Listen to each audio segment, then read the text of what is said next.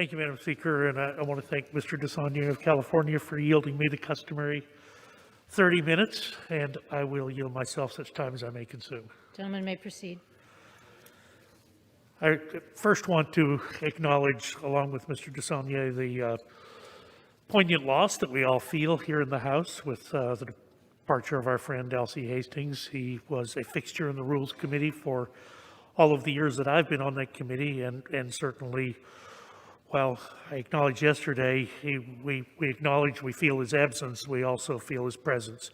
He was truly larger than life on the committee. So today's rule provides for consideration of two bills that are meant to improve working conditions and compensation. The House actually considered these same bills last Congress, did not receive consideration in the Senate, and I do not believe any substance has changed in the underlying bills. The first bill, H.R. 7, the Paycheck Fairness Act, seeks to prevent wage discrimination on the basis of sex, a fact that is already prohibited under current law. This legislation will help trial lawyers, but offers no new protections against pay discrimination. The Equal Pay Act of 1963 prohibits all discrimination in pay based upon sex or any other non-job performance-related issue.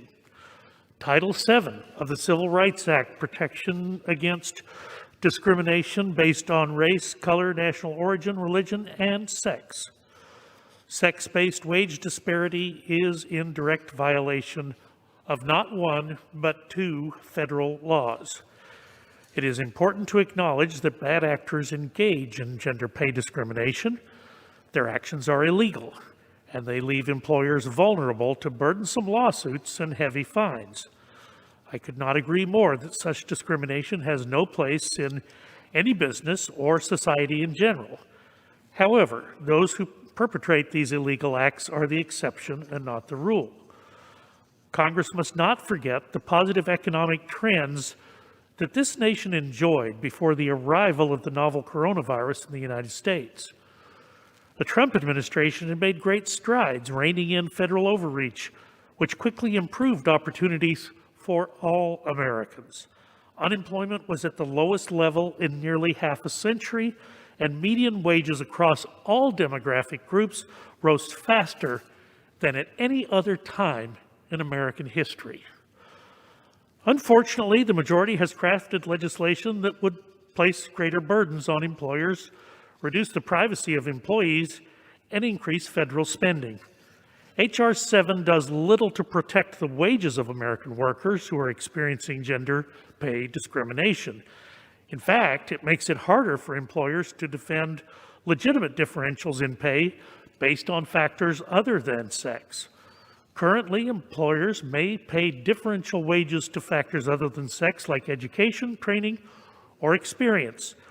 This means that all other things being equal, a woman cannot be paid differently than a man.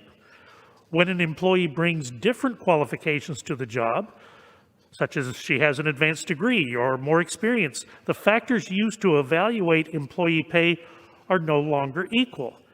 So this preserves the flexibility for employers to make the best decision for their businesses, including hiring the most qualified individuals regardless of sex.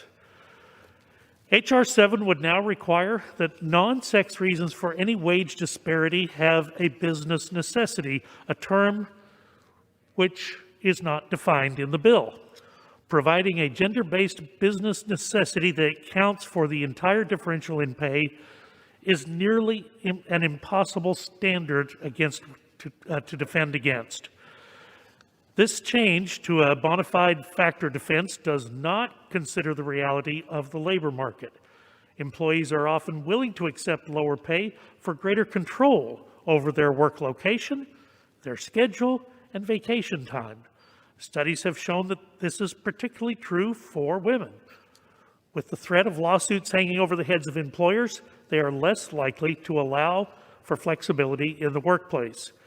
Instead of allowing employees to negotiate their own pay and work arrangements, employers will be incentivized to transform jobs that were once negotiable and flexible into jobs that are much more rigid. H.R. 7 also limits an employer's ability to pay its employees based on performance.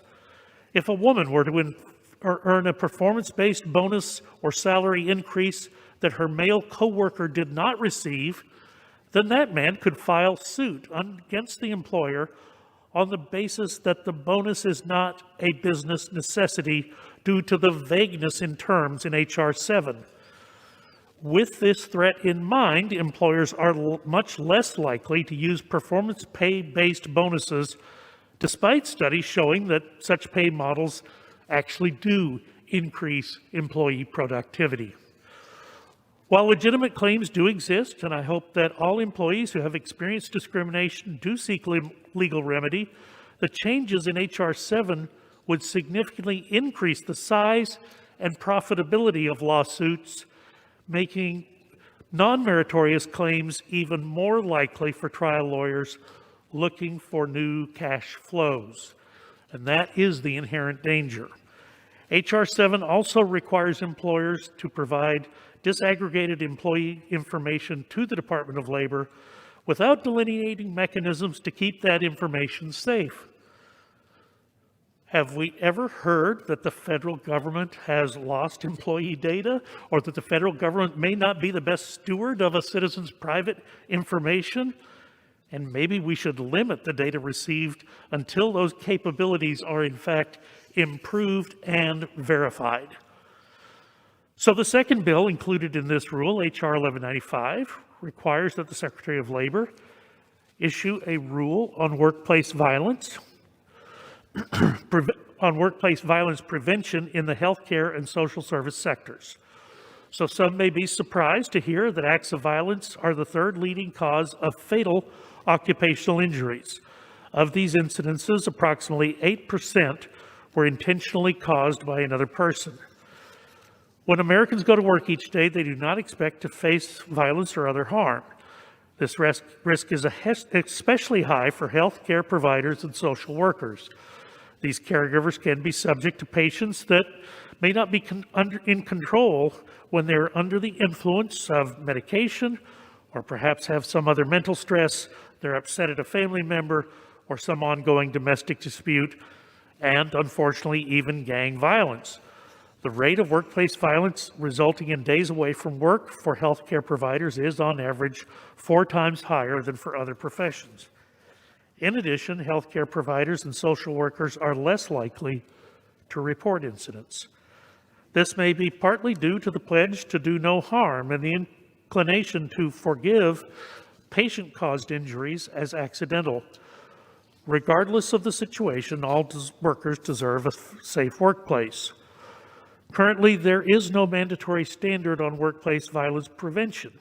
However, in 2015, the Occupational Safety and Health Administration published guidelines for preventing workplace violence for healthcare and social service workers, and is currently working on workplace violence prevention, a rule for workplace violence prevention. H.R. 1195 would require the Secretary of Labor to issue a rule on workplace violence prevention based upon OSHA's 2015 guidelines. An interim standard is required within 1 year, and a final rule must be issued within 2 years. While the goal of this legislation is very important, the time frame imposed on the Department of Labor and OSHA does exceed the norm. While no one believes that we should continue to delay worker protections, OSHA has already begun the rulemaking process and is gathering stakeholder input. Perhaps rather than pass a bill to require the issuance of a rule, we should be considering reforms to the entire OSHA rulemaking process. In other words, let's improve the bureaucracy rather than simply flogging it. While an OSHA rulemaking would ensure enforcement of workplace violence prevention policies, according to a 2018 American Hospital Association survey, 97% of respondents reported they already have a workplace violence prevention policy in place. In 2019, the Centers for Disease Control and Prevention stated that additional research was required to identify effective strategies to prevent violence, particularly in healthcare settings. We can all agree there's a need for OSHA to do its work, to issue a workplace violence prevention regulation to protect healthcare providers and social service workers. I hope we are able to accomplish this goal, but I do worry that we are placing another costly burden on the entities through what is supposed to be an expedited process that may require modification in the future to ensure an effective and safe workplace for all Americans. So with that, I will urge opposition to the rule, and I will reserve the balance of my time.